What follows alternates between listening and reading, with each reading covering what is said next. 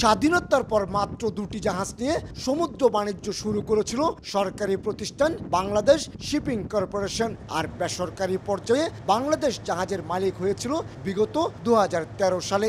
এর মধ্যে মাত্র 12 বছরে বাংলাদেশি মালিকানাধীন পণ্যবাহী মাদার ভেসেল রয়েছে 102টি।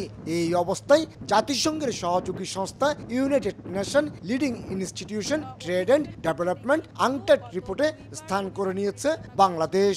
এই প্রথম আমরা বাংলাদেশ টপ 35 শিপ ওনিং নেশনের ভিতরে আমরা প্রবেশ করেছি, আর এর ফলে আমরা আন্তর্জাতিকভাবে শিপ ওনিং কান্ট্রি হিসেবে পরিচিতি লাভ করব। আংটারের তালিকা অনুযায়ী বিশ্ব সমুদ্র বাণিজ্যে 0.2% হিস্সা রয়েছে বাংলাদেশি মালিকানাধীন জাহাজগুলোর।